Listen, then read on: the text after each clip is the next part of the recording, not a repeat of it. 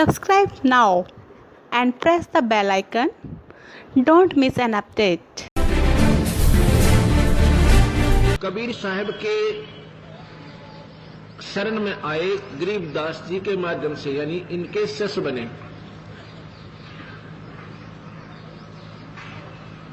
उनको एक मुकदमा चला, गरीबदास जी जा चुके थे शरीर छोड़कर। उनके ऊपर एक मुकदमा बन गया 302 का, यानी कत्ल का मुकदमा उनके ऊपर बन गया। मुकदमा चलता रहा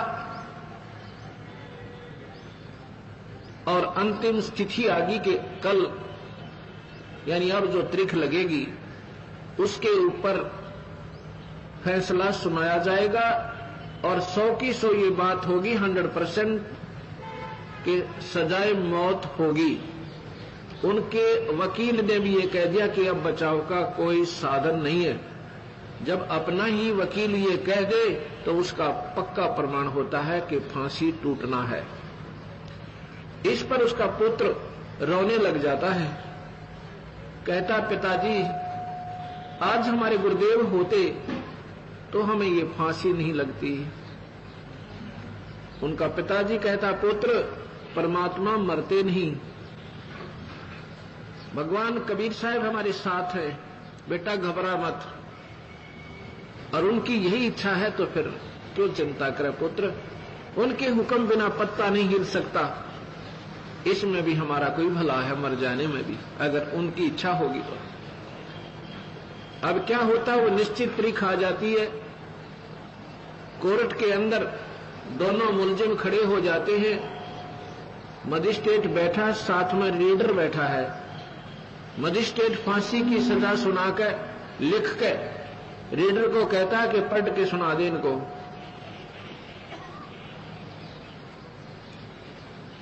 वो रीडर पढ़ के सुना रहा है। मजिस्ट्रेट ने लिखा था कि उनके दोनों के नाम लिखकर कहा, गांव सारा विवरण देकर इनको फलाने व्यक्ति के मर्डर के केस में सजाए मौत सुनाई जाती है। रीडर क्या पढ़ रहा है कि उन दोनों का नाम बोलकर फलाने गांव के फलाना पुत्र फलाना, फलाना पुत्र फला, इनको बाई इज्जत बरी किया जाता है।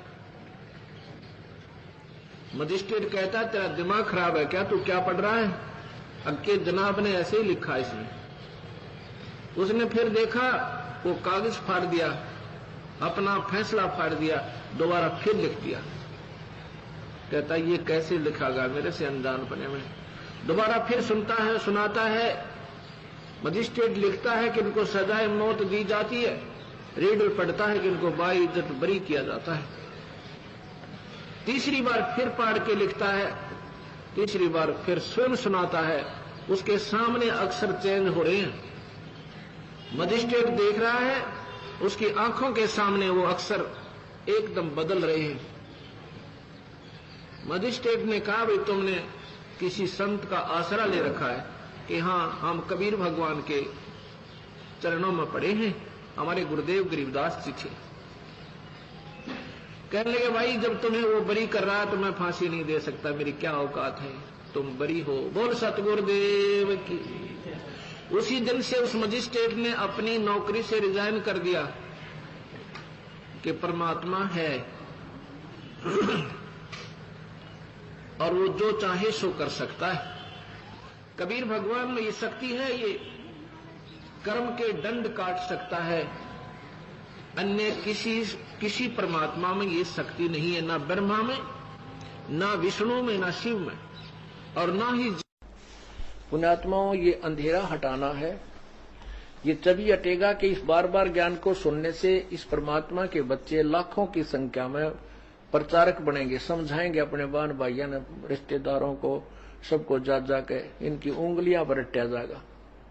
और जब ये अंधेरा नाश होगा ज्ञान का और पूरी पृथ्वी के ऊपर प्रभु का ज्ञान होगा, सभी प्राणी सुखी होंगे, यह माया की दौड़ मिट जाएगी, परमात्मा सुख देगा, आपकी बरकत देगा, हर एक चीज में लाभ देगा। ये एक दूसरे से लेना, लूटना, रिश्वत लेना, ये नरक नहीं भोगेंगे हम, ये विष नहीं खाएंगे, क्योंकि ये हमें फिर आगे जाके दुख देता है। हम एक दूसरे को लूटकर धनी बनना चाहते हैं, कभी नहीं बन सकते, वो और कहीं से निकल जाएगा। धनी बनाओगा भगवान और परमात्मा की भक्ति और नाम, उसके निमित्त किया हुआ धर्म। लूटने से नहीं, लुटने से धनी बनता है, परमात्मा की शरण मानी।